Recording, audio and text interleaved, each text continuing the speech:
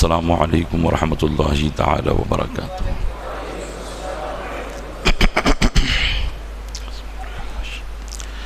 الحمد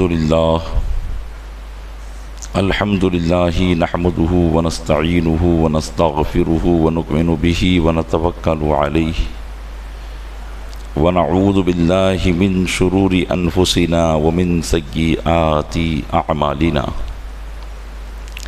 من يهده الله فلا مضل له ومن يضلله فلا هادي له ونشهد أن لا إله إلا الله وحده لا شريك له ونشهد أن سيدنا ومولانا محمدا عبده ورسوله أما بعد فأعوذ بالله من الشيطان الرجيم بسم الله الرحمن الرحيم وننزل من القرآن ما هو شفاء ورحمة للمؤمنين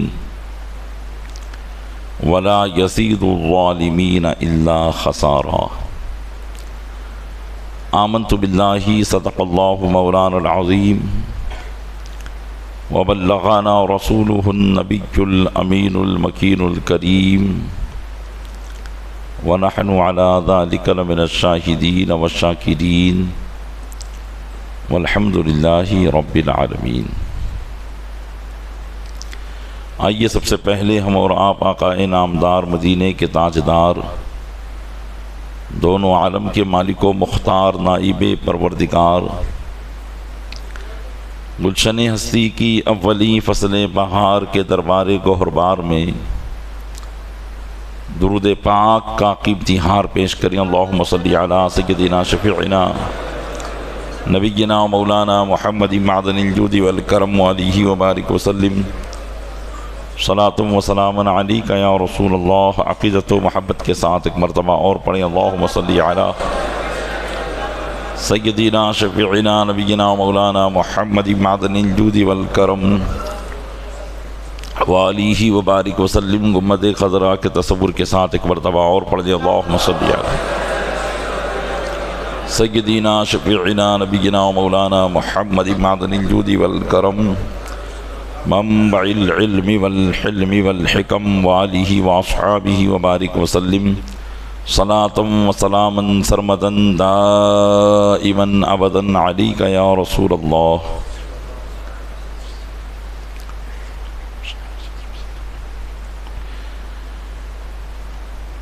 خطبہ مسنونہ کے بعد قرآن کریم کی آیت کریمہ کی تلاوت کا شرف حاصل کیا۔ اس آیت کریمہ کے تعلق سے کچھ باتیں عرض کروں، اس سے پہلے چند باتیں سماعت فرمائیں۔ رمضان المبارک کے آخری ایام ہماری نگاہوں سے رواں دواں ہیں، اور بڑی تیزی کے ساتھ یہ ماہ مبارک اپنی برکتوں کو لٹاتا ہوا ہمارے درمیان سے رخصت ہونے کی تیاری میں ہے۔ اللہ تبارک و تعالی جو اوقات باقی رہ گئے ہیں ان اوقات کی ہمیں قدر کرنے کی توفیق عطا فرمائے، اور اس کی مکمل برکتوں سے ہمیں مالا مال فرمائے، آمین بجاہ النبی الامین صلی اللہ تعالی علیہ وآلہ وصحبہ تسلیم۔ ان قریب شب قدر بھی آنے والی ہے، اور شب قدر کی جو قدر ہے اور اس کی جو فضیلت ہے، اس کی سب سے بڑی وجہ یہ ہے کہ شب قدر ہی میں اللہ تبارک و تعالیٰ نے قرآن کو نازل فرمایا۔ قرآن کے نزول کے تعلق سے تو مختصر باتیں اور متعدد باتیں روایت کی جاتی ہیں کہ نزول قرآن شب قدر میں ہونے کا کیا معنی ہے، کیونکہ قرآن تو 23 برس میں رفتہ رفتہ نبی کریم صلی اللہ علیہ وسلم پر نازل ہوتا رہا، تو شب قدر ہی میں اس کے نازل ہونے کا کیا معنی، جبکہ اللہ تعالیٰ بھی قرآن کریم میں ارشاد فرما رہا ہے اِنَّا أَنزَلْنَاهُ فِي لَيْلَةِ الْقَدْرِ، بے شک ہم نے اس کو شب قدر میں نازل کیا۔ تو مفسرین کے متعدد اقوال اس میں ملتے ہیں، اس میں سے ایک قول یہ بھی ہے کہ یہاں نازل کرنے کا معنی یہ ہے کہ اللہ تبارک و تعالیٰ نے اس شب قدر میں لوح محفوظ سے آسمان دنیا پر اللہ تبارک و تعالیٰ نے قرآن کو نازل کیا۔ اور ایک روایت یہ بھی ملتی ہے کہ یوں تو قرآن رفتہ رفتہ اور دھیرے دھیرے نازل ہوتا رہا، لیکن ہر سال شب قدر میں حضرت جبریل امین علیہ الصلاۃ والتسلیم نبی کریم صلی اللہ تعالیٰ علیہ وسلم کی بارگاہ میں شب قدر میں آتے اور اس پورے قرآن کو سناتے، تو یوں بھی اس کی نسبت شب قدر کی طرف کی جاتی ہے۔ تو بہرحال شب قدر کی جو قدر ہے اور اس کی جو ایک عظیم فضیلت کی وجہ ہے وہ یہی ہے کہ قرآن شب قدر میں نازل ہوا۔ آئیے اسی قرآن کے حوالے سے میں چند باتیں آپ کی خدمت میں عرض کرنے کی کوشش کروں گا، تاکہ جمعۃ الوداع کا یہ پیغام بھی ہمارے ذہن و دماغ میں بس جائے کہ قرآن ہمارے لیے کتنی عظیم کتاب ہے اور کتنی اہم کتاب ہے۔ ہم نے جس کو صرف حصول برکت کا ذریعہ سمجھ رکھا ہے، اللہ تبارک و تعالیٰ نے تو ہماری ساری کامیابیوں کے راز ہی اس قرآن میں نازل فرما دیے ہیں، لیکن ہم اس قرآن کو چھوڑ کر کامیابی کہیں اور تلاش کر رہے ہیں، اور یہی وجہ ہے کہ ایک زمانے سے ہم کامیابی سے ہمکنار ہوتے ہوئے نظر نہیں آتے، بلکہ قرآن سے جتنے دور جاتے جا رہے ہیں اتنی ہی دور ہم کامیابی سے بھی ہوتے جا رہے ہیں۔ اور یہ حقیقت ہے کہ جب سے مسلمانوں نے قرآن کو چھوڑ دیا اور اس کو صرف حصول برکت کا ذریعہ سمجھ لیا، تب سے مسلمان ترقی کے راہ سے ہٹ کر ناکامی کی راہ ہی پر اور تنزلی کی راہ ہی پر وہ جاتا نظر آ رہا ہے۔ تو آئیے اس قرآن کی چند دلگداز باتیں آپ سماعت کریں کہ آخر کار یہ قرآن کیا ہے۔ جب قرآن نازل ہو رہا تھا تو اس کے اثرات کیا تھے، اور آج ہمارے ذہن و دل پر اس کے اثرات کیا مرتب ہوتے ہیں۔ ہم قرآن پڑھنے اور قرآن سننے سے کتنی دلچسپی رکھتے ہیں، اور قرآن پڑھنے اور سننے سے ہماری کتنی بے توجہی ہے۔ جمعۃ الوداع کے اس پیغام میں آپ سماعت کریں گے۔ اللہ تبارک و تعالیٰ نے بعد خطبہ جو میں نے آیت تلاوت کی ارشاد فرمایا وَنُنَزِّلُ مِنَ الْقُرْآنِ مَا هُوَ شِفَاءٌ، اور جو ہم نے نازل کیا قرآن تو یہ وہ ہے جو شفا ہے، وَرَحْمَةٌ لِّلْمُؤْمِنِينَ، اور مومنین کے لیے رحمت ہے، شفا بھی ہے اور مومنین کے لیے رحمت بھی ہے۔ ولا یزید الظالمین الا خسارا، اور ظالمین کو اس سے نقصان ہی بڑھتا ہے۔ یہ مسلمانوں کے لیے شفا بھی ہے، رحمت بھی ہے۔ شفا کا معنی صحت یابی، تندرستی۔ بظاہر تو ہم یہی سمجھتے ہیں کہ اس کو شفا مل جائے مطلب اس کو صحت مل جائے، تندرستی مل جائے، تو بظاہر اس کا معنی بھی یہی ہے، لیکن جس طریقے سے بیماری ایک نہیں ہے اس طریقے سے شفا بھی مختلف قسموں کی ہیں۔ اب بیماریوں میں جب میں نے یہ کہا کہ ایک نہیں ہے تو آپ شاید جسمانی بیماریوں کی طرف اپنا ذہن دوڑا رہے ہوں گے کہ ہاں نہ جانے کتنی بیماریاں دنیا میں پیدا ہو گئی ہیں۔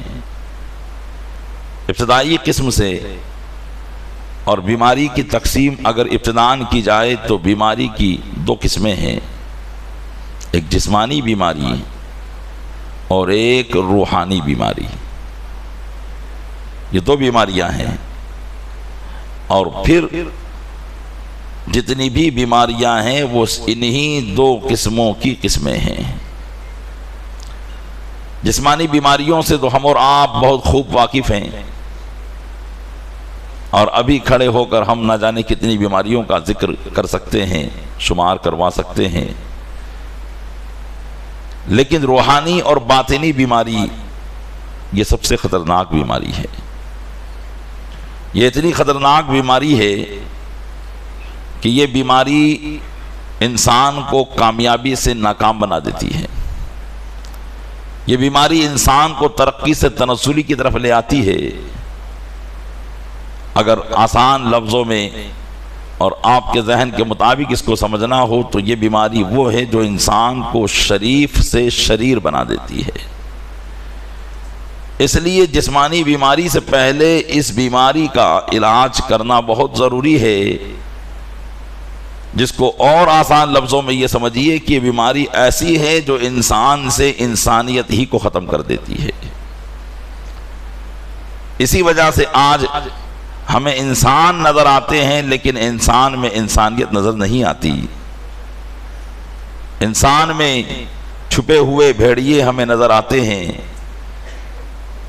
کوئی بھی کسی سے مطمئن نہیں ہے، نہ باپ بیٹے سے مطمئن ہے، نہ بیٹا باپ سے مطمئن ہے، نہ بھائی بھائی سے مطمئن ہے، نہ دوست دوست سے مطمئن ہے۔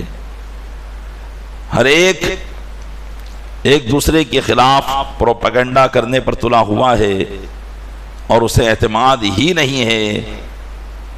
ہر ایک سے خوف زدہ ہے اور اسی بات پر ہے کہ کہیں یہ دنیا میں مجھ سے آگے نہ بڑھ جائے، مجھ سے ترقی نہ کرنے کوئی مطمئن نہیں ہے۔ کیوں؟ اس لیے کہ اس بیماری کی وجہ سے ہماری انسانیت ختم ہو چکی ہے، اس وجہ سے ہم مطمئن نہیں ہیں۔ ورنہ انسان کے ساتھ ساتھ بحمدہ تعالی ہم مسلمان ہیں، اور مسلمان جب ہیں تو مسلمانوں کے تعلق سے تو اللہ ارشاد فرماتا ہے انما المؤمنون اخوہ، بے شک سارے مسلمان آپس میں بھائی بھائی ہیں۔ لیکن یہ بھائی چارگی ہمارے اندر نظر نہیں آتی، اس لیے کہ اصل وہی بیماری ہے جو ہمارے اندر گھر کرتی چلی جا رہی ہے اور ہم اس کی طرف متوجہ نہیں ہے۔ آئیے پیارے اسلامی بھائیو، قرآن جو شفا ہے، ظاہری بیماریاں یقیناً اس سے دور ہوتی ہے۔ زبان کی تاثیر ہو تو بڑی سے بڑی بیماریاں قرآن کے سامنے کچھ نہیں ہے۔ قرآن کی ایک آیت دنیا کی بڑی سے بڑی بیماری کو ختم کرنے کے لیے کافی ہے، لیکن زبان کی تاثیر شرط ہے، اور اللہ تبارک و تعالیٰ کا اذن اور اس کا حکم شرط ہے کہ جب یہ دونوں چیزیں پائی جاتی ہے تو پھر یقیناً شفا ملا کرتی ہے۔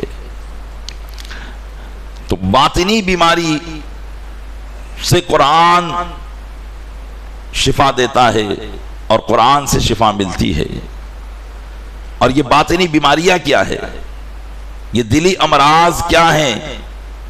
علماء فرماتے ہیں اخلاق ذمیمہ، بری عادات، جس سے انسان معاشرے سے نیچے گر جاتا ہے، اسے کوئی قابل قدر نگاہ سے نہیں دیکھتا، عزت کی نگاہوں سے اسے نہیں دیکھا جاتا۔ یہ بری عادتیں، یہ بھی باطنی بیماریاں ہیں۔ اسی کے ساتھ ساتھ عقائد فاسدہ، برے اعتقاد، اور یہ سب سے بڑی بیماری ہے۔ انسان کے نظریات، انسان کی سوچ اور وچار اسلام کے خلاف ہو جائے، انہی کو عقائد فاسدہ کہتے ہیں۔ ان عقائد فاسدہ کے ذریعے انسان جو مسلمان ہے وہ مسلمان ہی نہیں رہتا اور اسلام سے وہ خارج ہو جاتا ہے۔ تو یہ بھی ایک قسم کی بیماری ہے۔ اسی طرح جہالت مہلکہ، یعنی ایسی جہالت جو انسان کو ہلاک کر دے، اور یہ بیماریاں بھی عام مسلمانوں میں ہیں، یہ بیماریاں بھی عام انسانوں میں ہیں کہ وہ ایسی جہالت میں مبتلا ہیں کہ جو جہالت ان کو دنیا میں بھی برباد کر رہی ہے اور آخرت میں بھی برباد کر رہی ہے۔ آج جو یہ سوچ رہے ہیں کہ ہماری ترقی کسی اور چیز میں ہے، لیکن وہ اس کے سوچنے میں ناکام ہیں، کیونکہ وہ جس کو ترقی سمجھ رہے ہیں وہ ترقی ہی نہیں، اور یہی جہالت ہے۔ اور یہ وہ جہالت ہے وہ جہالت ہے جو اس کو دنیا کی ترقی سے بھی روک رہی ہے اور آخرت کی ترقی سے بھی روک رہی ہے۔ یہ وہ بیماری ہے جہالت مہلکہ۔ اب آئیے دیکھیں یہ قرآن جب نازل ہوا تو اس قرآن کے نزول کے ساتھ ساتھ ہی یہ قرآن کیسے بیمار دلوں کی شفا بنا اور کیسے ان کے قلوب کو زندگی ملی، اور کیسے وہ زندہ دل ہو کر ایسے زندہ دل ہوئے کہ پھر ان کی نظر بھی جس پر پڑ گئی وہ بھی زندہ دل ہو گیا۔ آپ دیکھیں قرآن کی اس شفا کا منظر، شفا قلبی قرآن جو عطا کرتا ہے۔ میرے رب عز و جل نے فرمایا کہ جو ہم نازل کر رہے ہیں ما ہوا شفاء و رحمت للمؤمنین، یہ وہ ہے جو شفا ہے اور رحمت ہے مومنین کے لیے۔ حضرت عمر فاروق اعظم ہیں رضی اللہ تعالیٰ عنہ، اسلام لانے سے پہلے کفر کی گندگیوں میں مبتلا ہیں، عقائد فاسدہ اور باطلہ کے ماننے والے ہیں، ایک خدا کو چھوڑ کر کئی معبودان باطلہ کی عبادت کرنے والے ہیں۔ اور پھر جب ایک پیغام اٹھتا ہے کہ اے لوگو انما الہکم الہ واحد، بے شک تمہارا معبود تو ایک ہی معبود ہے، آسمان و زمین کو پیدا کرنے والا، چاند و سورج کو نکالنے والا، انسان کو ماں کے پیٹ سے پیدا کرنے والا، مٹی سے پیدا کر کے، نطفے سے پیدا کر کے اس کو خون کر دینے والا، خون کے بعد اسے بستہ جو ہے گوشت کا لوتھڑا کر دینے والا، اور جناب والا اس میں ہڈیوں کو پہنانے والا اور جسم بنانے والا اور بہترین شکل و صورت کو بنانے والی ذات تو ایک ہے، تو پھر اتنے معبودوں کی پوجا کیوں، اتنے خداؤں کی عبادت کیوں؟ جب سارے احسانات تو ایک خدا کر رہا ہے، اس کو چھوڑ کر اتنے معبودوں کی عبادت کیوں کی جا رہی ہے؟ جب یہ پیغام گونجا تو اس پیغام کے مخالف دوسرے نہیں بلکہ وہ لوگ جو نبی کریم صلی اللہ علیہ وسلم کو صادق امین کہتے تھے، جو ان کے رشتہ دار تھے، جو عزیز و قارب تھے، جن کو خاندانی لوگ کہا جاتا تھا، وہی لوگ اس کے خلاف تلوار لے کر کھڑے ہو گئے۔ حضرت عمر فاروق اعظم رضی اللہ تعالیٰ عنہ بھی انہی میں سے ایک تھے جو یہ چاہتے تھے کہ قومی انتشار نہ ہو۔ لوگوں نے حضرت عمر فاروق اعظم رضی اللہ تعالیٰ عنہ کی خصلت میں جو بات بیان کی وہ یہ تھی کہ یہی بات ان کے ایمان لانے کی سبب بنی کہ وہ ضروری تھا، وہ اس بات میں مبتلا تو تھے کہ کفر اور شرک پرستی میں مبتلا تھے، اندھی جہالت میں مبتلا تھے، لیکن ان کے دل میں ایک اچھی بات یہ تھی کہ وہ اپنی قوم کو ایک دیکھنا چاہتے تھے۔ وہ اسی نظریے اور اسی جذبے کے ساتھ تلوار لے کر نکلے تھے کہ اس وجہ سے یہ جو پیغام آیا ہے، اتنے سالوں سے تو سب مکہ کے لوگ ایک ہو کر رہتے تھے، لیکن اس پیغام کی وجہ سے لوگ منتشر ہو گئے، متفرق ہو گئے، باپ بیٹے سے جدا ہے، بیٹا باپ سے جدا ہے، بھائی بھائی سے جدا ہو چکا ہے۔ جو اسلام لاتا ہے وہ ایسا اسلام کے اندر منہمک ہو جاتا ہے کہ پھر نکلنے کا نام نہیں لیتا۔ تو آخر کار جو اس کی بنیاد ہے میں اسی کو ختم کر کے اس اختلاف اور انتشار کو ختم کر دوں، یہی وہ جہالت تھی جو ہلاک کر دینے والی جہالت تھی، جس کو وہ سمجھ رہے تھے کہ یہ انتشار ہے، جبکہ وہ انتشار نہیں تھا، وہی اتفاق کا بہترین ذریعہ تھا۔ وہ ایسا اتفاق تھا کہ اس پر اتفاق کر لیا جائے تو سارے اختلافات ختم ہو جایا کرتے ہیں، اور یہی ہوا کہ جب سارے عرب نے اس پر اتفاق کر لیا تو ان کے سارے اختلافات ختم ہو گئے۔ ورنہ جو عرب کی تاریخ سے وابستہ ہیں، عرب کی تاریخ کو جانتے ہیں، وہ جانتے ہوں گے کہ اسلام سے پہلے عرب میں کیسا خون خرابہ ہوا کرتا تھا، کیسی لڑائیاں ہوا کرتی تھی، ایک کے بدلے 10 کو قتل کیا جاتا تھا، 10 کے بدلے 100 کو قتل کیا جاتا تھا، بچیوں کو زندہ درگور کر دیا جاتا تھا، بیواؤں کو کال کوٹری کے اندر پٹک دیا جاتا تھا۔ یہ سارے اختلافات تھے، صرف ایک اتفاق سے یہ سارے اختلافات ختم ہو گئے، یہ سارے اختلافات ختم ہو گئے۔ کسی نے کیا خوب کہا ہے کہ ہیرا کی غار سے شمع نبوت کی کرن پھوٹی، اجالا ہی اجالا ہو گیا ہر سو زمانے میں۔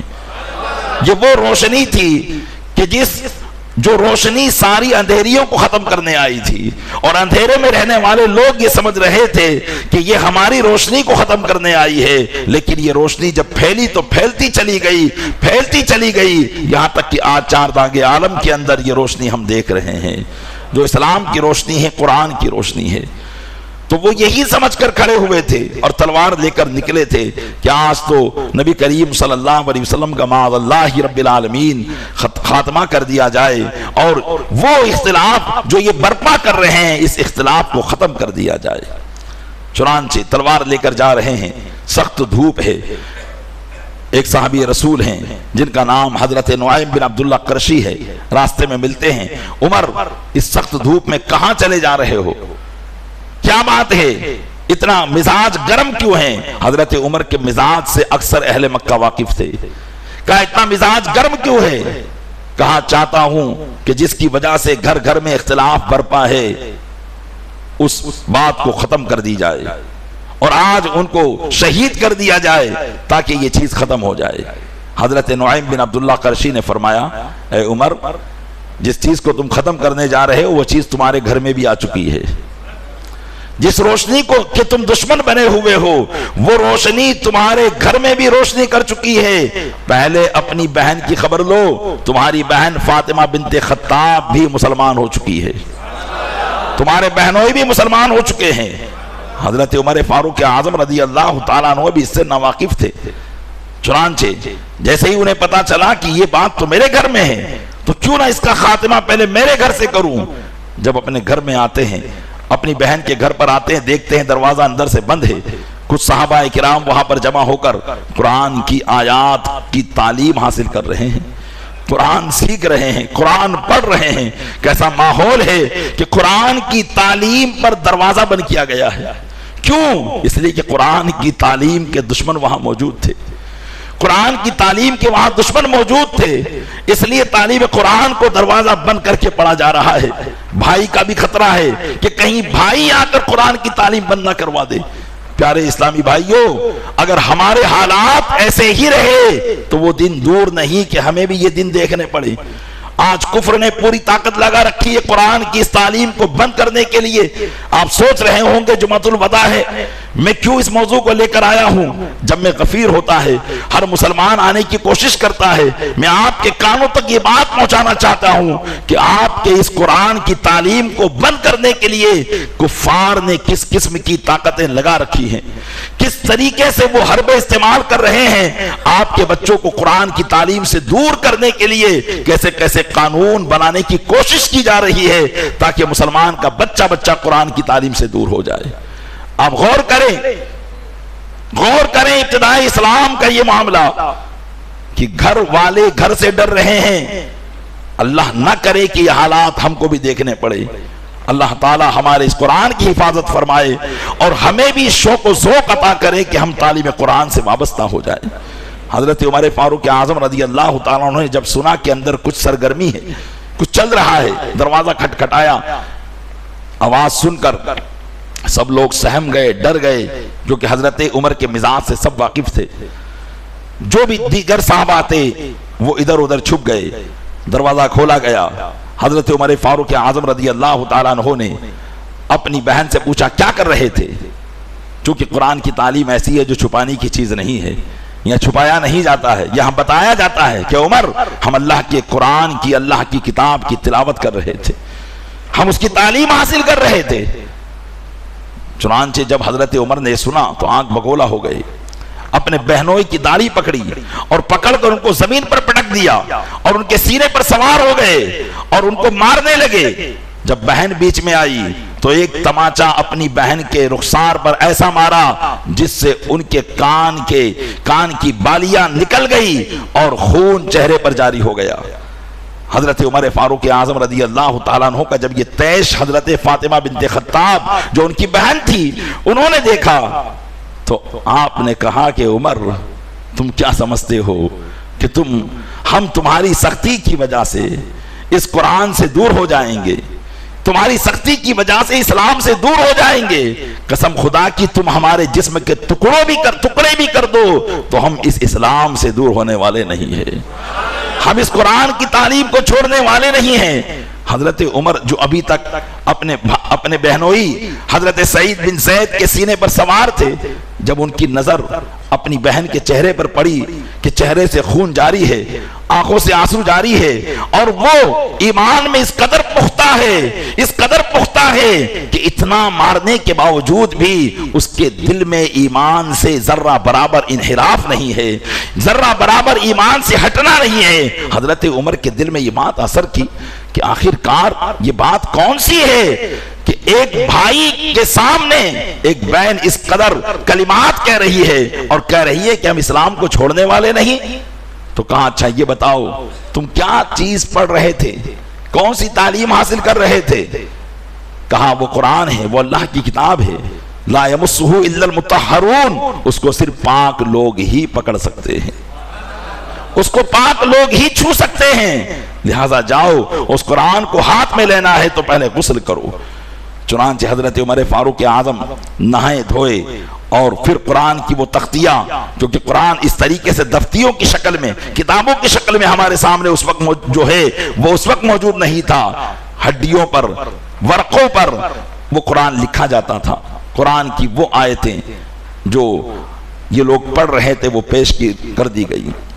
حضرت عمر فاروق اعظم رضی اللہ تعالیٰ عنہ کی سب سے پہلی نظر قرآن کی اس آیت پر پڑی جس میں اللہ نے ارشاد فرمایا سبح للہ ما فی السماوات وما فی الارض وهو العزیز الحکیم لہ ملک السماوات والارض یحیی ویمیت وهو علی کل شیء قدیر، کہ جو کچھ آسمان و زمین میں ہیں سب اللہ ہی کی تسبیح کو بیان کرتے ہیں، اسی کی بادشاہت آسمان و زمین میں، وہی زندہ کرتا ہے، وہی مارتا ہے اور وہی سب کچھ کر سکتا ہے۔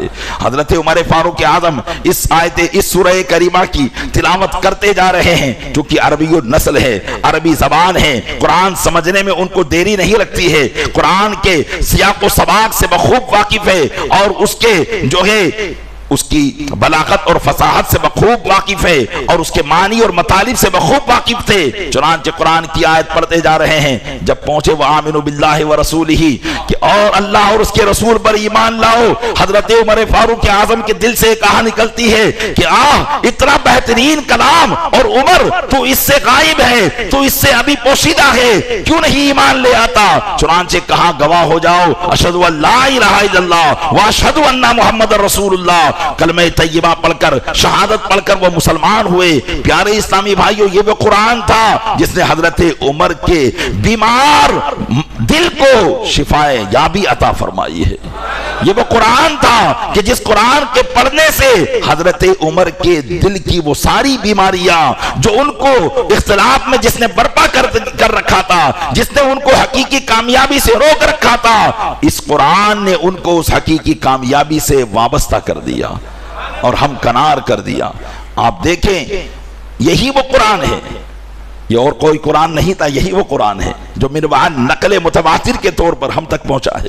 یہ کیسی کتاب ہے کہ جو 1400 سال ہو گئے لیکن ایک ایک حرف پر اس کی جن صحابہ کے ذریعے، جن لوگوں کے ذریعے یہ قرآن پہنچا ہے ان کی روایتیں آج بھی موجود ہے۔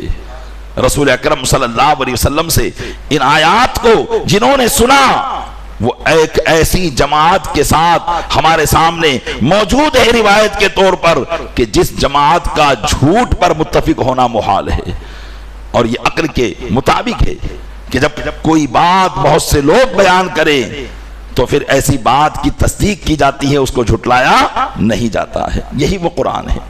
لیکن آج اس قرآن کی وجہ سے ہم صرف برکت حاصل کر رہے ہیں، ہمارے قلب، ہمارے دل وہ ابھی بھی اسی خرافات میں مبتلا ہیں جن خرافات کو قرآن مٹانے کے لیے آیا تھا۔ پیارے اسلامی بھائیوں، آپ غور کریں کہ ہم نے اس قرآن سے کتنا فائدہ اٹھایا ہے، اور پھر غور کریں کہ ہم اس قرآن سے فائدہ کیوں نہیں اٹھا پائے۔ آخرکار اس کی وجہ کیا ہے؟ 3-4 صدیوں سے ہم اس قرآن سے کما حق کو فائدہ نہیں اٹھا پا رہے ہیں، جو اس قرآن سے فائدہ 3-4 صدیاں پہلے اٹھایا جاتا تھا۔ مسلمانوں کی اکثریت اعمال صالحہ کی پابند تھی، اللہ عز و جل کا خوف و خشیت ان کے دل میں تھا، لیکن یہ 3-4 صدیوں سے آخرکار کیوں ہم قرآن سے کما حق کو فائدہ نہیں اٹھا پائے؟ اگر ہمارا جواب یہ ہے کہ ہم عجمی ہیں، ہم عربی نہیں جانتے، تو ہمارا یہ جواب بالکل غلط ہے، کیونکہ قرآن صرف عرب کے لیے تو نہیں آیا تھا، قرآن تو ساری دنیا کے مسلمانوں کی ہدایت کے لیے آیا ہے۔ اور جب قرآن ساری دنیا کے مسلمانوں کی ہدایت کے لیے آیا ہے تو اب ہمارا یہ بہانہ کہ ہم عربی نہیں جانتے، یہ ہمارا بہانہ غلط ہے، بلکہ ہمیں کہا گیا ہے کہ ہم عربی زبان حاصل کریں، ہمیں کہا گیا کہ ہم قرآن پڑھیں، ہمیں کہا گیا کہ ہم قرآن کی تعلیم کو حاصل کریں۔ اصل بات یہی ہے کہ جو بات ہم نہیں جان سکے وہ ہمارے دشمنوں نے جان لیا ہے، ہمارے دشمنوں نے یہ جان لیا ہے کہ مسلمان کو ہم کبھی بھی میدان میں سرنگو نہیں کر سکیں گے، کبھی بھی مسلمان کو ہم میدان میں شکست نہیں دے سکیں گے، ان کو ہرا نہیں سکیں گے، اس لیے کہ مسلمان کی پیٹھ پر تائید الہی ہوا کرتی ہے۔ یہ ایسی مدد کے حامل لوگ ہیں کہ 313 بھی 1000 پر غالب ہو جاتے ہیں، اور 30,000 10 لاکھ پر غالب ہو جاتے ہیں۔ یہ انہوں نے جان لیا تھا، اور پھر انہوں نے یہ جانا کہ آخرکار یہ طاقت و قوت ان کو مل کہاں سے رہی ہے، یہ طاقت ان کو مل کہاں سے رہی ہے؟ کیونکہ اگر یہ طاقت ظاہری ہوتی تو ایک ظاہری طاقت والا انسان، ایک مسلمان بھی ہے جو پہلوانی کرتا ہے، فن سپاہ گری کو سیکھتا ہے، حرب و آلات حرب و ضرب کو سیکھتا ہے، اور ساری چیزیں اسے بھی معلوم ہوتی ہے، وہی چیزیں تو دشمن کا سپاہی بھی سیکھتا ہے۔ اس میں کس چیز کی کمی ہے؟ دنیاوی طاقت، ظاہری طاقت تو ہر انسان میں برابر برابر ہوتی ہے، ہر آدمی وہ طاقت حاصل کر سکتا ہے۔ آخرکار یہ کون سی طاقت ہے جو طاقت ان کو ہر میدان میں کامیاب کر رہی ہے، سر بلند کر رہی ہے؟ ہمارے دشمن نے ہماری طاقت کا مشاہدہ کیا، ہمارے دشمن نے ہمارے معاملات کا مشاہدہ کیا، جس بات کو آج تک ہم سمجھ نہیں پائے، انہوں نے یہی مشاہدہ کیا کہ ان کو جو طاقت مل رہی ہے یہ قرآن سے مل رہی ہے، ان کو جو طاقت مل رہی ہے یہ ان کے ایمان سے مل رہی ہے۔ ایمان ان کو کہاں سے مل رہا ہے؟ قرآن سے مل رہا ہے۔ قرآن میں کیا ہے؟ اللہ تبارک و تعالیٰ نے ان کی کامیابی کے رازوں کو بیان کیا ہے۔ تو ہمارے اس دشمن نے یہی چال چلی، دنیا کے سارے معاملات کو اس نے قرآن سے ہٹا کر پیش کر دیے، دنیاوی تعلیم کے اندر اس نے طرح طرح کی ہمیں خواب دکھائے اور کہا فلاں کورس کرو گے تو یہ نوکری مل جائے گی، اتنا پیکیج ہوگا، فلاں کام کرو گے تو یہ کاروبار تم بہت اچھی طریقے سے کر سکتے ہو، اتنا پیکیج رہے گا، اور فلاں ڈگری تم حاصل کر لو گے تو دنیا کو تم فتح کر سکتے ہو، اچھی خاصی سیلری تمہاری ہو سکتی ہے۔ مسلمانوں کے ذہن میں جب ان باتوں کو بھرا گیا اور حالات کو بھی اسی طریقے سے رکھ کر پیش کیا گیا تو مسلمان خود بخود قرآن کی تعلیم سے دور ہو گیا۔ اب مسلمان کا حال کیا ہے؟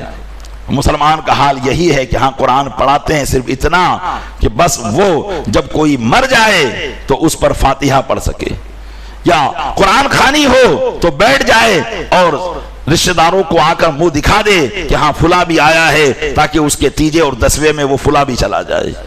بس اسی لیے ہم نے قرآن سیکھا ہے، اسی لیے ہم نے قرآن پڑھا ہے، ہم نے دشمن کے منصوبے کو کامیاب کر دیا ہے، ہم نے دشمن کے ساری جو ہے اس کے جو بھی سوچیں تھی اس سوچ کو ہم نے پائے تکمیل تک پہنچا دیا ہے، اور دشمن کامیاب ہے، ہم ناکام ہو گئے۔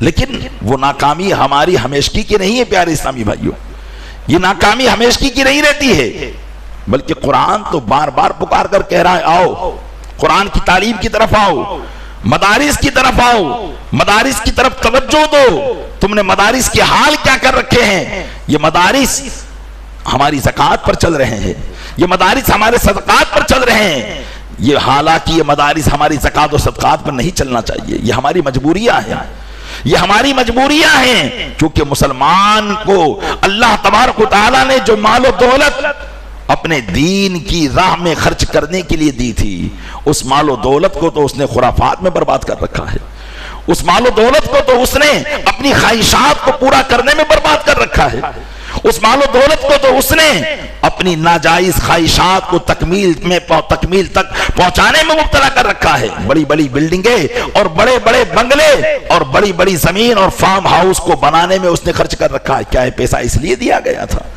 اللہ قرآن کریم میں ارشاد فرماتا ہے وَمَا لَكُمْ أَلَّا تُنْفِقُوا فِي سَبِيلِ اللَّهِ وَلِلَّهِ مِيرَاثُ السَّمَاوَاتِ وَالْأَرْضِ، تمہیں کیا ہو گیا کہ تم اللہ کی راہ میں خرچ نہ کرو گے، حالانکہ زمین و آسمان کی وراثت تو اللہ ہی کی ہے، یہ سب ملکیت اللہ کی ہے، یہ سب اسی نے ہم کو دیا ہے۔ اور کیوں دیا ہے؟ تاکہ ہم اپنی ضرورت پر خرچ کریں، اور اپنی ضرورت کے علاوہ جو بچ جائے، جو محرومین ہیں، جو سائلین ہیں، ان پر خرچ کریں، اور پھر ان سے جو بچ جائے اس کو پھر دین کے کاموں میں خرچ کریں۔ آج زکوٰۃ سے دین کے کام کرنے کی ضرورت پیش آئی، کیوں پیش آئی؟ کیونکہ ہمارا یہ سرمایہ اچھا خاصا اللہ کی نافرمانیوں میں لگ رہا ہے۔ تو پیارے اسلامی بھائیوں، غور کرنے کا مقام ہے کہ ہم نے قرآن کی اس تعلیم کو کس کٹہرے میں لا کر کھڑا کر دیا ہے۔ اسی وجہ سے ہماری نگاہوں سے اس تعلیم کی قدر گھٹتی جا رہی ہے کہ مدارس میں کیا ہوتا ہے، زکوٰۃ و صدقات ہی پر تو مدارس چلتے ہیں، ہم اپنے بچے کو کیوں پڑھائے؟ ایک اچھا آدمی، ایک تاجر آدمی، مالدار آدمی اس بات کو پسند نہیں کرتا، اس لیے وہ اپنی اولاد کا ایڈمیشن اس جگہ پر کراتا ہے کہ جہاں پر اس کو اسٹیٹس مل سکے، جہاں پر اس کو دنیاوی عزت مل سکے، اور وہ یہ بھول جاتا ہے کہ یہ دنیاوی عزت چند ٹکے کی اور چند لمحوں کی ہوتی ہے، حقیقی عزت تو اللہ اور اس کے رسول اور مومنین کے لیے ہے۔ خود اللہ ارشاد فرماتا ہے وَلِلَّهِ الْعِزَّةُ وَلِرَسُولِهِ وَلِلْمُؤْمِنِينَ وَلَكِنَّ الْمُنَافِقِينَ لَا يَعْلَمُونَ، کہ عزت اللہ کی ہے اور رسول کی ہے اور مسلمانوں کی ہے، لیکن منافقین اس بات کو جانتے نہیں ہیں۔ تو عزت ہم نے کہیں اور سمجھ رکھی ہے۔ تو پیارے اسلامی بھائیوں، غور کریں، ان تمام اسباب میں ایک سبب یہ بھی ہے قرآن کی تعلیم کو چھوڑنا، جو ہمیں ترقی کے بجائے تنزلی کی طرف لے جا رہا ہے، ہمیں ناکامی کی طرف لے جا رہا ہے۔ جبکہ قرآن آج بھی ایسا ہی نہیں کہ جب نازل ہو رہا تھا، صحابہ کرام کے زمانے کے بعد تابعین تبع تابعین نے اس سے نصیحتیں حاصل کی، ایمان کو مضبوط کیا، اور اس سے نصیحتوں کو حاصل کرنے کے بعد دنیا میں ایک کامیابی کا رنگ چڑھایا ہے۔ اسلام کو انہوں نے ترقی دی ہے، مسلمانوں کو ترقی پر پہنچایا ہے۔ جسمانی اور روحانی ترقی جس در سے ملی، آپ دیکھیں ہندوستان میں سلطان الہند غریب نواز رضی اللہ تعالیٰ عنہ کی وہ ذات ہے کہ جنہوں نے ہندوستان میں آ کر مسلمانوں کے دل میں کلمہ طیبہ کی شمع کو روشن کیا ہے۔ یہ فیضان کہاں سے تھا؟ آئیے یہ فیضان آپ کے پیر و مرشد کے پیر و مرشد اوپر جا کر حضرت فضیل بن عیاض رضی اللہ تعالیٰ عنہ، یہ آپ کے پیران عظام میں آتے ہیں، حضرت ابراہیم بن ادھم کے بھی پیر و مرشد ہیں، حضرت فضیل بن عیاض رضی اللہ تعالیٰ عنہ۔ آئیے ذرا ان پر غور کیجئے کہ یہ چشتیہ فیضان غریب نواز کے ذریعے جو ہندوستانی مسلمانوں کو ملا، پیران عظام کا فیضان مریدین میں ہوتا ہے، خلفاء میں ہوتا ہے، یہ غریب نواز پر فیضان کہاں سے آیا؟ یہ حضرت فضیل بن عیاض سے آیا۔ فضیل بن عیاض نے فیضان کہاں سے حاصل کیا؟ حضرت فضیل بن عیاض اپنے زمانے کے مشہور ڈاکو، اور اتنے خطرناک ڈاکو تھے کہ مائیں جب بچہ نہیں سوتا تھا تو یہ ڈراتی تھی کہ سو جا، عیاض آ جائے گا، ایسے خطرناک نافرمان اللہ کے، اتنے خطرناک ڈاکو کہ جن کا خوف بچے بھی دل میں رکھا کرتے تھے، اللہ تبارک و تعالیٰ نے اتنے بڑے مشائخ کا ان کو پیر بنا دیا۔ یہ روشنی ان کو کہاں سے حاصل ہوئی؟ قرآن کے نازل کے کئی زمانے کے بعد ان کو یہ روشنی حاصل ہوئی۔ خود اپنی توبہ کا واقعہ بیان کرتے ہیں، میں بہت بڑا ڈاکو تھا، لوگوں میں خوریزی کرنا، ڈکیتی کرنا میرا عام مشغلہ تھا، میں راتوں میں نکلتا تھا، میرے ساتھ میرے 40 افراد ہوتے تھے، ان کے ساتھ جاتا تھا اور میں لوگوں کو ڈاکہ ڈال کر اور ان کے مال کو لوٹ لیا کرتا تھا۔ ایک دن ہم نے ایک گھر میں ڈاکہ زنی کی اور وہاں پر نقب لگایا، میرے ساتھی مال دولت کو جمع کرنے میں مشغول ہو گئے، لیکن گھر کا جو مالک تھا وہ قرآن کریم کی تلاوت کر رہا تھا، بلند آواز سے قرآن کریم کی وہ تلاوت کر رہا تھا۔ میرے کان میں جب قرآن کی آیت پڑی تو وہ یہ آیت تھی، الم یأن للذین آمنوا ان تخشع قلوبہم لذکر اللہ، کیا ایمان والوں کے لیے اب بھی وقت نہیں آیا کہ ان کے دل اللہ کے خوف سے لرز جائے، اللہ کے خوف سے کانپ جائے؟ حضرت فضیل بن عیاض کہتے ہیں کہ جب یہ آیت میرے دل میں آئی، میرے کانوں کی سماعت میں آئی، میں نے کہا میرا رب فرما رہا ہے کیا ایمان والوں کے لیے اب بھی وقت نہیں آیا کہ ان کے دل لرز جائے؟ میرا دل پانی پانی ہو گیا، میں نے عرض کیا لبیک یا مولا، اے میرے مولا میں حاضر ہوں، میرا دل اب تیرے خوف سے خوف زدہ ہے، میں اپنے گناہوں سے توبہ کرتا ہوں، لیکن یہ تو بتا کیا میں تجھ سے خوف کروں گا تو میرے گناہ بخش دیے جائیں گے؟ میں نے تو بڑے بڑے گناہ کیے ہیں، بڑے بڑے لوگوں کو ستایا ہے۔ قرآن کی دوسری آیت ان کے ذہن میں آئی، اللہ نے ارشاد فرمایا وَلِمَنْ خَافَ مَقَامَ رَبِّهِ جَنَّتَانِ، جو اپنے رب کے حضور کھڑے ہونے سے ڈر گیا اس کے لیے 2 باغ ہم نے تیار کر رکھے ہیں۔ حضرت فضیل بن عیاض نے اسی قرآن کی روشنی سے اپنے سارے گناہوں سے توبہ کر کے ایسے پاک باز نیک اور متقی پرہیزگار بنے کہ اس زمانے کے بادشاہ ہارون رشید بھی ان کی بارگاہ میں نصیحت کو حاصل کرنے کے لیے جایا کرتے تھے۔ سلطان الہند غریب نواز کو فیضان بھی اس بارگاہ سے ملا ہے۔ آپ غور کریں کہ یہ قرآن کیا ہے، ہم نے صرف برکت کا ذریعہ بنا رکھا ہے۔ یہی قرآن ہم کو توبہ کی توفیق دیتا ہے، یہی قرآن ہم کو نماز کی طرف توجہ دلاتا ہے، یہی قرآن ہماری دنیا بھی بہتر کرتا ہے اور ہماری آخرت بھی بہتر کرتا ہے۔ پیارے اسلامی بھائیوں، دشمن کے منصوبوں کو ناکام بنائیے۔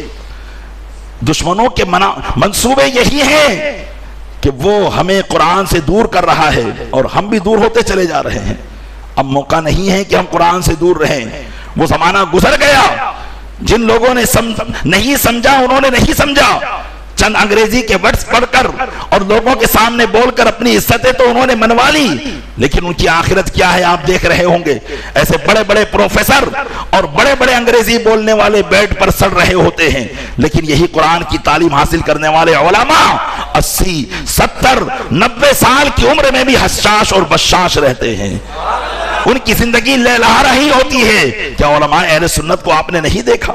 یہ قرآن کی برکت ہے، اور آج بھی لوگ ان کی عزت کرتے ہیں کیونکہ انہوں نے جان لیا ہے کہ حقیقت میں عزت تو اللہ کے کلام میں ہے، مومنین کے لیے عزت ہے۔ تو ہم عزت کہاں تلاش کر رہے ہیں؟ اس کو چھوڑ دیجئے اور اب اپنے قرآن کی تعلیم کی طرف آئیے۔ یہی جمعۃ الوداع کا پیغام ہے۔ قرآن کی تعلیم کے لیے جو ادارے چل رہے ہیں ان اداروں کو آگے بڑھائیے، یقیناً کسی بھی طریقے سے آگے بڑھائیے۔ اگر اسکولی شکل میں دے کر بڑھانا ہو تو آگے بڑھائیے، اپنے اسکول ایسے کھولیے کہ جہاں قرآن کی تعلیم ہو۔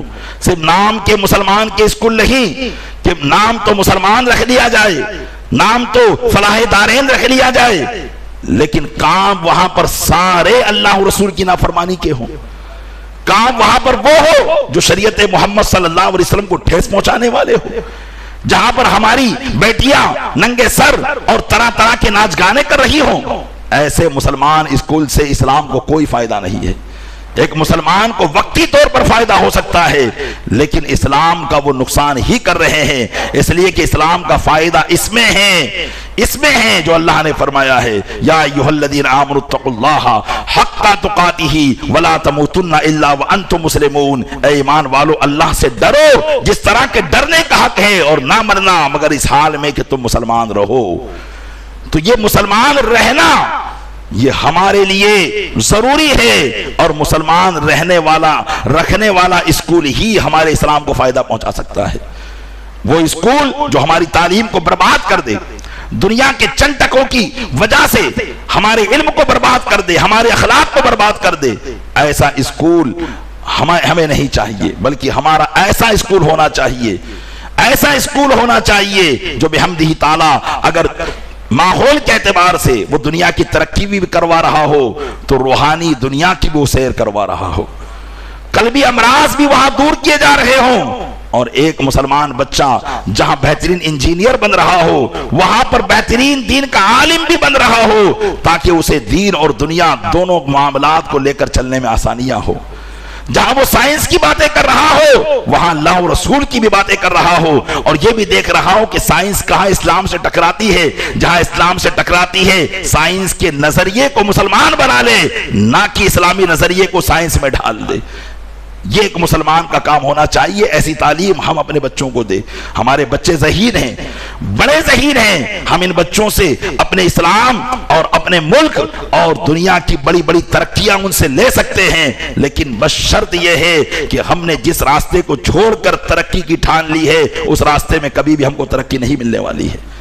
ہمارے بچے فائلیں لے کر در در کی ٹھوکریں کھاتے رہیں گے، 100 میں سے 2-3 کو نوکریاں مل جائے گی، ورنہ وہ ایسے ہی رہیں گے اور پھر خودکشی کرنے پر مجبور ہو جائیں گے۔ لیکن جب قرآن کی تعلیم ان کے پاس ہوگی تو انشاءاللہ تبارک و تعالی رحمت الہی پر ان کو پختہ یقین ہوگا، ان کو اعتماد ہوگا کہ دنیا میرے لیے تنگ نہیں ہے۔ میرا رب ارشاد فرماتا ہے وَأَرْضُ اللَّهِ وَاسِعَةٌ إِنَّمَا يُوَفَّى الصَّابِرُونَ أَجْرَهُمْ بِغَيْرِ حساب۔ اللہ کی زمین کشادہ ہے، بے شک اللہ تبارک و تعالی بغیر حساب کے صابرین کو عطا کرتا ہے۔ تو جب قرآن کی آیت اس کے ذہن میں ہوگی کبھی وہ خودکشی کرے گا؟ ایک جگہ سے اگر اس کو نوکری نہ ملی، 2 جگہ سے نہ ملی، تو وہ یہی کہے گا سارے دروازے بند ہیں لیکن میرے رب کا دروازہ تو کھلا ہوا ہے۔ یہ کب ہوگا؟ جب اس کے پاس قرآن کی تعلیم ہوگی۔ یہ کب ہوگا؟ جب وہ قرآن کے احکام پر اسے عمل کرنے والا بنایا جائے گا۔ تو پیارے اسلامی بھائیوں، اب کوشش کر لیں، اب آنکھ بند کر کے بیٹھے رہنے کا وقت نہیں ہے۔ نوجوان طبقہ ہے، ادھیڑ عمر کے لوگ بھی ہیں، سرمایہ دار لوگ بھی ہیں، اپنے مستقبل کے لیے سوچیں، اپنے فیوچر کے لیے سوچیں، اور حقیقت میں کامیاب وہی ہوتا ہے جو مصیبت آنے سے پہلے اپنی مصیبت کا راستہ بند کرنے کی کوشش میں لگ جائے، وہی کامیاب ہوتا ہے۔ اس لیے پیارے اسلامی بھائیوں، آج کے اس پیغام کے اندر یہی پیغام مجھے دینا تھا۔ اللہ تبارک و تعالی ہمیں ان پیغامات پر عمل کرنے کی توفیق عطا فرمائے، صحیح معنوں میں ہمیں قرآن کی تعلیم سے وابستہ رہنے کی توفیق عطا فرمائے۔ رمضان کے آخری لمحات ہیں، ان آخری لمحات میں ہم اللہ کی بارگاہ میں دعا کر لیں، اور جو حقیقی کامیابی ہے وہ اللہ تبارک و تعالی کی بارگاہ میں بخشش پا کر اس دنیا سے جانا ہے، اور یقیناً یہ بخشش کے سلسلے چل رہے ہیں۔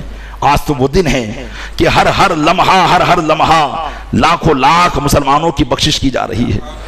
اب یہ جمعہ ہمیں رمضان میں نہیں ملے گا، اب یہ آخری جمعہ ہے۔ ہر لمحہ بخشش کی جا رہی ہے، روزانہ 10 لاکھ 60 ہزار بخشش کیے جاتے رہے، لیکن جمعہ کے دن تو رمضان میں ہر لمحہ بخشش کی جاتی ہے۔ ہم کامیاب ہو جائیں اپنے رب کی بارگاہ میں ایسے کام کر کے، اپنے مستقبل کے لیے ایسی سوچ بنا کر کامیاب ہو جائیں، اور اللہ کی بارگاہ میں دعا کر لیں، اور اس رمضان کو اپنے اچھے اعمال کے ساتھ رخصت کریں، تاکہ یہ رمضان اللہ کی بارگاہ میں ہماری اچھائیوں کی گواہی دے، ہماری برائیوں کی گواہی نہ دے۔ پیارے اسلامی بھائیوں، ہمارے پاس ہے کیا؟ اگر یہی گواہیاں ہمارے خلاف ہو جائیں گی تو پھر ہم اللہ کی بارگاہ میں کچھ نہیں جواب دے پائیں گے، ہمارے لیے کچھ جواب نہیں بنے گا۔ یہ آخری لمحات ہیں، ان لمحات کی قدر کیجئے۔ ابھی بھی مسلمان بچے سڑکوں پر، روڈوں پر کھیلتے ہوئے نظر آتے ہیں، گھومتے ہوئے نظر آتے ہیں۔ ان لمحات کو اب اچھے سے اچھے اللہ تبارک و تعالیٰ کی عبادت میں گزاریے۔ الوداع رمضان ہے، اس کو بہتر طریقے سے الوداع کیجئے، نہ یہ کہ صرف دنیاوی نظر سے دیکھ کر اس کو الوداع کرنا ہے۔ میں نے ابتدائی جمعہ میں بتایا تھا کہ رمضان کی 2 برکتیں، ایک ظاہری اور ایک باطنی۔ ظاہری برکت تو ہر کوئی دیکھتا ہے، لیکن باطنی برکتیں اللہ والے دیکھا کرتے ہیں۔ اور وہ باطنی برکتیں کیا ہے؟ وہ یہی کہ اللہ کی رحمت کا دروازہ ان دنوں میں کھلا رہتا ہے۔ یہ وہ باطنی برکتیں ہیں، اور جب وہ دروازہ بند ہوتا ہے تو اہل نظر ان دروازوں کو بند ہوتا ہوا دیکھتے ہیں، ان کی آنکھوں سے آنسو جاری ہو جاتے ہیں کہ اللہ کے یہ دروازے بند کیے جا چکے ہیں پیارے اسلامی بھائیوں، لیکن وہ دروازے ہمیشہ کے لیے بند نہیں ہوئے، ابھی وقت ہمارے لیے باقی ہے، ابھی سورج اپنی جگہ سے نکل رہا ہے، ابھی اختلاف اس میں نہیں ہوا، جس دن اختلاف ہوگا اس دن یہ رحمت کا دروازہ بھی بند ہو جائے گا۔ تو آئے ہم سب اپنے گناہوں سے توبہ کریں، رمضان کے آخری لمحات کی قدر کریں اور صحیح طریقے سے ہم جو ہے عبادت کرنے کی توفیق، عبادت کرنے کی سعادت حاصل کرے۔ اللہ تعالیٰ ان تمام باتوں پر عمل کرنے کی توفیق عطا فرمائے۔ چند اعلانات سماعت فرما لے پیارے اسلامی بھائی، جو میں نے یہ کہا کہ مدارس کے حوالے سے ہمیں کوشش کرنا ہے اور اسکول کے حوالے سے یقیناً دعوت اسلامی اس زمانے میں اہل سنت و جماعت کا یہ پلیٹ فارم ہے جو دونوں طریقے سے کوشش میں لگی ہوئی ہے، دین اور دنیا بحمدہ تعالی مدارس اور اسکول دعوت اسلامی کے قائم ہوتے چلے جا رہے ہیں۔ میں آپ سے گزارش کروں گا کہ زیادہ سے زیادہ آپ اس کا تعاون کریں۔ آپ کو سن کر حیرانی ہوگی کہ اتنے قلیل عرصے میں 2006 یا 2005 میں دعوت اسلامی کے مدارس کا سلسلہ ہندوستان میں شروع ہوا تھا، 2-3 دارالعلوم تھے، جامعات تھے، لیکن آج بحمدہ تعالی اتنے قلیل عرصے میں 268 جامعات یعنی دارالعلوم جہاں عالم کلاس کی پڑھائی جاتی ہے پورے ہندوستان کے اندر 268 جامعات قائم ہو چکے ہیں، اور مدارس جہاں قرآن کی تعلیم دی جاتی ہے 385، اور جن کے اندر طلبہ 54,000 کے قریب طلبہ تعلیم حاصل کر رہے ہیں۔ اس لیے آپ کا یہ پیسہ جو اللہ تعالیٰ نے آپ کو دیا ہے، یقیناً آپ یہ چاہتے ہیں کہ ہمیں اس کا حساب نہ دینا پڑے، تو یہ اللہ ہی کی رحمت میں اس کو خرچ کر دیجئے، اس کو اللہ کے نام پر خرچ کر دیجئے، یقیناً یہ اور برکتیں لائے گا، یہ خرچ نہیں ہوگا، اس میں اور برکتیں پیدا ہوگی، اور جب برکتیں پیدا ہوگی تو آپ پھر خرچ کیجئے، جتنا خرچ کریں گے اتنی برکت ہوتی جائے گی۔ دعوت اسلامی کے بستے ہر وقت لگے رہتے ہیں، طلبہ کے اخراجات آپ اٹھائیے، پورے طالب علم کا ایک سال کا خرچہ 35 سے 40 ہزار روپیہ ہوتا ہے، آپ چاہیں تو اپنے ان پیسوں سے ان کے لیے پورے سال کی تعلیم کا بہترین انتظام کر سکتے ہیں کہ یقیناً وہ پیسہ جو آپ نے اپنی ذات پہ خرچ کیا وہ یہی رہ جائے گا، اور یہ پیسہ جو آپ مدارس میں لگائیں گے انشاءاللہ یہ پیسہ اللہ کے یہاں باقی رہے گا۔ قرآن کریم کا ارشاد ہے جو تمہارے پاس ہے وہ ختم ہوگا اور جو اللہ کے پاس ہے وہ باقی رہے گا۔ تو یہ باقی رہنے والی چیز ہے، یہ باقیات صالحات ہیں، ان کو باقی رکھیے اور کیجئے۔ دیگر مدارس کے لوگ بھی چندے کے لیے آتے ہیں، صحیح تحقیق کر کے ان کو بھی چندہ دیجئے۔ اور ایک اور بات آپ تک پہنچانا چاہتا ہوں، بحمدہ تعالی تقریباً 2.5 سال سے غریبوں اور بے روزگاروں کو اور دیگر لوگوں کو کھانے کھلانے کا انتظام لنگر محبوب باری چشتیہ گروپ کی طرف سے جو تقریباً 2.5 سال سے، شاید آپ لوگ جانتے ہوں گے اور بہت سے لوگ نہیں جانتے تو وہ بھی سماعت کر لے، پارسی بابا کی درگاہ کے پاس دونوں ٹائم صبح 12:30 بجے اور رات میں مغرب کی نماز کے بعد ایک آدمی کا کھانا بھر پیر تقسیم کیا جاتا ہے، اور اس میں بلا تفریق تقسیم کیا جاتا ہے۔ مسلمان زیادہ ہوتے ہیں، اگر کوئی غیر مسلم بھی ہوتا ہے تو انسانیت کے اعتبار سے اسے بھی دیا جاتا ہے۔ تو یہ خرچ بحمدہ تعالیٰ کیا جاتا ہے اور یہ سب آپ کے تعاون سے ہوتا ہے۔ ابھی تک چند افراد تھے جو اس خرچ کو چلا رہے تھے اور چند ان کے معاون و مددگار تھے، لیکن اب یہ خرچ بڑھتا جا رہا ہے، اس لیے آپ سے گزارش کروں گا کہ آپ اس میں بھی تعاون کریں۔ ہم ویسے ہی غریبوں کو کھلاتے رہتے ہیں، صدقات نکالتے رہتے ہیں، تو سلیم بھائی دودھ والے ہیں اور دیگر ان کے محبین اور معاونین ہیں، ان سے رابطہ کیجئے۔ ابھی نماز کے بعد اس کے لیے جھولی بھی لگائی جائے گی، تو ہم حضرات سے گزارش ہے کہ زیادہ سے زیادہ تعاون اس میں بھی فرمائے، لیکن یاد رکھیں کہ اس میں صرف للہ رقم ہی خرچ ہوگی، زکوٰۃ کا پیسہ اس میں استعمال نہیں ہوگا۔ اللہ تبارک و تعالیٰ ان تمام باتوں پر عمل کرنے